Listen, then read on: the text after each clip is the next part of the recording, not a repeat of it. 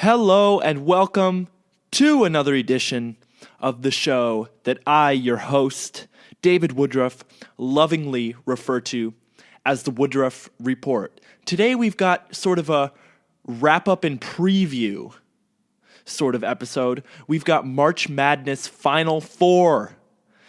The last four are remaining this year, and what a strange group of teams. I mean, no one expected South Carolina, Oregon, and then they're paired with some rather more expected teams like North Carolina, Gonzaga. It makes for a very interesting Final Four because you either get the blue blood North Carolina team, the team that's just been on the cusp in Gonzaga, the team that won the first ever NCAA tournament in Oregon, and the complete upstart, no one saw them coming, South Carolina Gamecocks. So we've got a little preview, Final Four. We're going to talk about what's going on there, preview of the matchups and such. We've also got a spring training finale and opening day preview, specific to the Giants, of course, because here in the Bay Area, we want to hear about our San Francisco Giants. How are Bochy and company going to do this season? Have the new acquisitions put the Giants in position to contend for a World Series championship? And finally, we're going to do an NBA playoffs preview. What's going on in the National Basketball Association with less than 10 games left in the regular season? What do the battles for the 8 seed look like in the East and the West? How are the top teams looking? We'll give you all of that on this edition of the Woodruff Report, so stick with me. I think you're going to love this episode. I know I will. Let's get started in 3, 2, 1. So, similar to how we have done on recent editions of the Woodruff Report, let us start this podcast by talking about college basketball, more specifically the NCAA men's basketball tournament. The Final Four is set. And as I previewed earlier in the introduction of the show, it's a very interesting one. As I said before, you've got the upstart Gamecocks facing off against the team that's been on the cusp, Gonzaga. And then you've got Oregon, the kind of they won the first ever tournament but have been relatively irrelevant since, going against the heavily favored blue blood North Carolina Tar Heels, who have all the championships and ACC titles and the rich basketball history. So let's preview these matchups, and let's start with the Gonzaga-South Carolina game. So how has South Carolina gotten this far? Well, first of all, from consistent and incredible play from Sindarius Thornwell. Sindarius is clearly the best player on this South Carolina team, and paired with TJ Dozier makes for a terrific scoring backcourt. And the thing about Thornwell is that he's been able to be consistent this season. He's scored at least 20 points in almost all the games that he's played. So this isn't really a hit or miss kind of player. You have to take into account his 20 plus points that he's going to give you. And not only that, but he can rebound the basketball too. So behind Thornwell and Dozier, the Gamecocks have been the surprise package of this tournament. And really, the thing that makes this team so successful and what will allow them to win their first ever NCAA tournament is their defense. They have absolutely stifling defense, and they've shown it against great teams such as Duke and Marquette, two high-scoring, good basketball programs who have just been stifled with their defense. So, on the other side of the coin, you've got Gonzaga, who, led by one of the best point guards in America, Nigel Williams-Goss, and big man Karnowski, bullies other teams. They also play good defense, but they're more of a run-and-gun type of team. They play relatively fast. So, what can you expect to see out of Gonzaga? Well, a lot of post play with the big man Karnowski, who in addition to having an incredibly deadly left-hand hook, also is an adept passer from inside the post. You'll see a lot of Gonzaga's half-court offense, at least. They throw the ball into the post and then kind of see where it goes from there.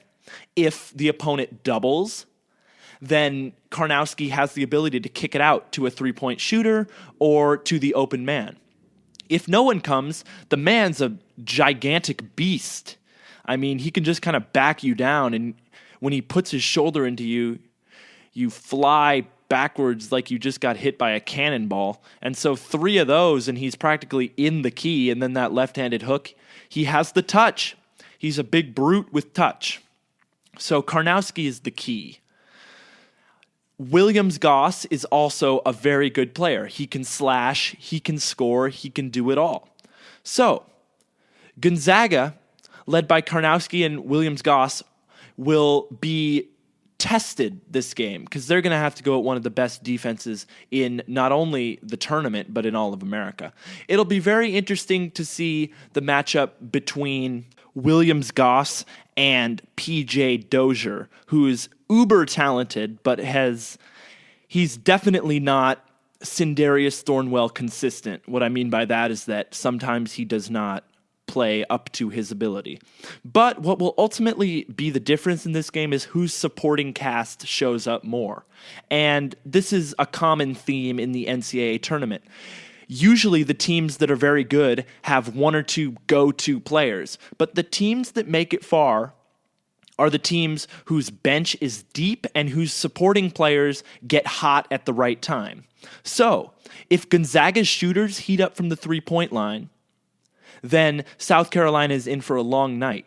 Similarly, if South Carolina can play their suffocating defense and their supporting cast can knock down shots, then Gonzaga is in for a fight till the death, because this South Carolina team is not afraid of anybody, as you can see by their beating of 2 higher seeds in Florida and Duke. They're super confident, they're playing the best that they've played all season, and they think they can go into Phoenix and shock the number 1 seed Gonzaga. So, let's shift our focus to the other game, which I think is going to be even more interesting than the South Carolina-Gonzaga game. Oregon plays North Carolina in what is going to prove to be a high-scoring run-and-gun game. So, the big question in this game is, the big questions, I should say, as there are more than one, are 1, how is North Carolina going to deal with Oregon's small, athletic, rangy Swiss Army knife offense? And then kind of branching off that question, how is Oregon going to deal with North Carolina's size? So Oregon does not have huge players. They rely on players like 6'7" to be their big man. Look for no further than Jordan Bell. So they're going to be tasked with having to guard Kennedy Meeks and this mammoth North Carolina front court, which averages the most offensive rebounds in all of the nation. So it's going to be interesting to see if North Carolina can dominate the boards, or if we're going to see an inspired effort from the Oregon front court in rebounding the ball. Because rebounds are important. Because when you give a team like North Carolina 2 attempts at knocking down a shot, chances are they're going to get points from that possession. Another problem facing Oregon is how to guard Josh Jackson, one of the best players in the nation. He is a terrific wing player. He can knock down shots. He can drive the basketball. He's big. He's rangy. And he's athletic. So whoever is guarding Josh Jackson is going to have one heck of a night, or Josh Jackson is going to have to be missing shots if Oregon is going to stay with this North Carolina offense. And again, back to my other point, if Josh Jackson is knocking down shots and Oregon can't collect defensive rebounds, then Oregon is not going to be able to compete in this game. But what about North Carolina? Because North Carolina has to deal with a terrific team too on the Oregon side of the ball. Dylan Brooks has been terrific for the Ducks, and he is a matchup nightmare with his height and athleticism and shot-making ability. So it's going to be interesting to see if North Carolina is able to go big in this game.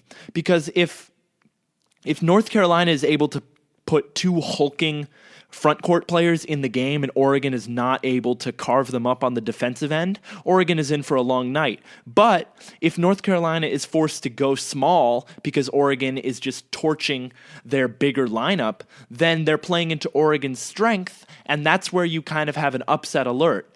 As soon as a favorite has to get away from playing their style of basketball to suit the other team that they're making, that they're playing, I should say, you're in for an upset alert. Then fouls is, of course, going to be a huge issue.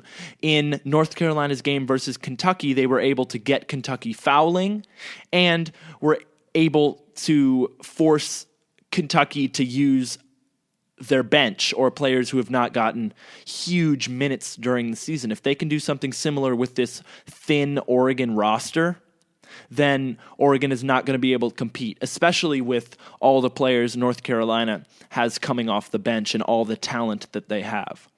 So that's a little Final Four preview. You've got Gonzaga, South Carolina, Oregon, North Carolina. Both are going to be terrific games. I highly, highly recommend tuning in. So you may be asking, Woodruff Report, what is your opinion on who is going to play in the national championship game? Well, I'll tell you. North Carolina is going to beat Oregon, and it's not going to be close. That is the opinion of the crystal ball here on Woodruff Report. North Carolina is going to dominate. They were in the championship last year, and they're just itching, salivating. They want to do anything they can to get back to the promised land. On the other side, I'm picking the upset, or the Woodruff Report crystal ball is picking the upset, and therefore I am picking the upset. South Carolina over Gonzaga. South Carolina is too hot at the moment. Thornwell is playing too well. Their defense is too stifling. South Carolina hasn't seen a team like this in the tournament yet, and they are ultimately going to be chopped down. They are going to be the latest scalp of the South Carolina Gamecocks. So, Woodruff Report is picking a Carolina final, North Carolina, South Carolina, in what will prove to be an absolutely tremendous matchup. So, let's shift gears, move from college basketball to a little bit of baseball, because opening day is 2 days away. Can you believe it? Sunday marks the first day of what is going to be a very fun baseball season. It's year one post-Cubs World Series victory. The Cubs look strong again. The Red Sox retooled, got Chris Sale in a blockbuster trade. Dodgers look very good. And, of course, you've got the San Francisco Giants. Those men in orange and black who have been so good over the years. Over the last few years, I should say, since 2010, because, as we know, previous to that, they were not the strongest of teams. So, how are Bochy's Bros going to do this season? And what is their projected starting lineup going to look like? Well, I can tell you, because I know. In center field and batting leadoff is probably going to be Denard Span. And Denard Span had a little bit of an off year last year. He wasn't his best self. But if he can do what he does best, which is get on base, whether that be walks, base hits, he can use his speed, and, of course, he's a great fielder in center. Hunter Pence and a platoon of Jarrett Parker and Mac Williamson will flank Span in the outfield. At third base, you've got Eduardo Nunez, shortstop Brandon Crawford, second, Joe Panik, first, Brandon Belt, catcher, of course, my man Buster Posey. And what is the pitching rotation going to look like? Well, of course, headlining the rotation, you've got Madison Bumgarner. You also have Johnny Cueto, Jeff Samardzija, Matt Moore, and there's going to be a little bit of a platoon for that 5 spot. You've got newbies, Ty Block, some other guys who could possibly slide in there if Matt Cain falters down the stretch. So, what can this Giants team do? This Giants team can outpitch anybody, because this is one of the best rotations in all of baseball. You see Boston, headlined by Chris Sale and David Price, Rick Porcello, reigning Cy Young winner. You see Cubs, John Lackey, John Lester, Jake Arrieta. And then you see San Francisco with Cueto, Samardzija, Moore, and Bumgarner. And what I really like about this rotation is that it has good balance. You've got Bumgarner and Moore, two very good lefties, headlined by Cueto, who's kind of a tricky, wily veteran pitcher, and Samardzija, who can blow you away with that high-velocity slider. I am a little bit worried about that 5 spot, but they're pitching once every 5 days. So if you win the other 4, the 5th one doesn't really matter that much. Then bullpen. Bullpen was a disaster last year. I mean, we already talked about the Giants on an earlier podcast, so I don't want to just repeat myself. But opening day is near, is basically what I'm saying. And get ready for it. Sunday, first day of baseball, and that always marks a great time of the year. So let's talk about our final topic of the day, the NBA playoff race, because right now there are less than 10 games left in the season, and that leaves some teams preparing exclusively for the playoffs, already knowing that they're in and what seed they're going to get. And also teams scrambling to get that last spot. The 8 seed in both conferences is going to come down to the wire, absolutely.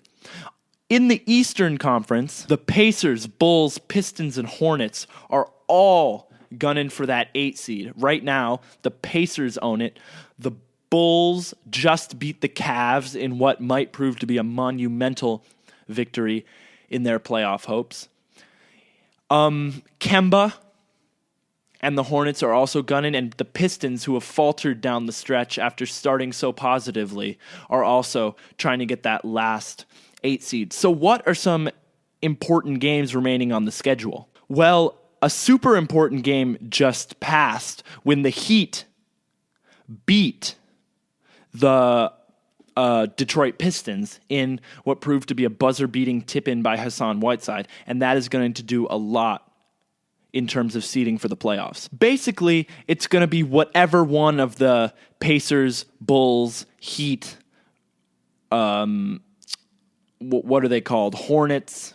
Whichever one of those teams gets hot and whoever's superstar just puts the team on his back, that is who is going to make the playoffs. The funny thing is they're probably just going to get eliminated in the first round. So, I mean, Celtics, Cavs are going to probably play the 7 and 8 seeds. Celtics just overtook the Cavs for the number 1 seed, by the way, in another developing story. But all this fight for the 7 and 8 seeds, and then they're probably just going to get eliminated in the first round. But playoffs are playoffs, and they motivate players, and you never know what can happen. The key to being a shock is to first make it to the playoffs, so all those teams will be trying their best. In the Western Conference, the Nuggets and Trailblazers are in a battle to the death for the 8 seed. Right now, the Trailblazers have an edge after a huge win versus the Rockets last night. And the Trailblazers were really expected to be better this season, so they do have an edge. But this young Nuggets team can do a lot of damage. You've got the magician Jokic. He is rated very highly around the league, and I think he's underrated. He's one of the best players I've seen this year in the NBA. Adept passer. We were talking about Karnowski earlier in the show. Karnowski is kind of like a bigger Jokic. Obviously not as skilled passing the ball, but Jokic is an absolute magician with the ball in his hand. He can score, he can rebound, and he can pass. He's probably the best passing center in the league, in my professional opinion. So what about at the top? The Warriors look a lock for the number 1 seed in the West, with the Spurs owning the number 2 seed. The Spurs are currently 3.5 games back of the Warriors, so barring something insane happening, it looks like it's going to be Warriors and Spurs in 1 and 2 positions respectively. In the East, there's kind of a duel for the 1 spot as the Cavs trail the Celtics by half a game. The Cavaliers had a horrible month, losing 10 games, and have dropped fast. And they are definitely not peaking at the right time. You want your team to be getting better and better and better. Look no further than the Warriors, who kind of had a slump in that February, March kind of time period when KD went down, but now seem to be peaking. The Cavs are going in the opposite direction. They have lost a lot of games. They can't get stops when they need it. The offense looks sluggish. They just got blown out by the Spurs and then beaten by the Bulls. So things things are definitely, that's something to keep your eye on and to keep an eye on, the situation in Cleveland. They still have LeBron James, Kyrie Irving, Kevin Love. So, I mean, this is obviously a force to be reckoned with, but the gap that seemed so big between the Cavs and the rest of the East has definitely dwindled lately. The Wizards and Celtics seem to be right on the Cavs' tail. So, thank you for listening. This has been the Woodruff Report, brought to you by your host, David Woodruff. What did we do on this show? Well, to recap, we gave you a preview of Final Four, talked about the South Carolina, Gonzaga, and Oregon, North Carolina games. We gave you a pick of who we thought was going to make the championship. Hint, hint, it's going to be an all-Carolina showdown. Then we gave you a little opening day preview and reminded you that opening day was this Sunday. Wow, wow, wow. Still can't believe it. Tune on in, tune on in. Opening day is always an absolute festival for baseball fans and non-baseball fans alike. We gave you a little rundown of what the Giants' rotation and batting lineup, starting positions, starting players, what that's all going to look like. Then we talked about the NBA playoff race, those teams gunning for an 8 seed and those teams gunning for the 1 seed. Thank you for tuning in. I've been your host, David Woodruff. Again, this is the Woodruff Report. Thanks for listening. I'll see you next week.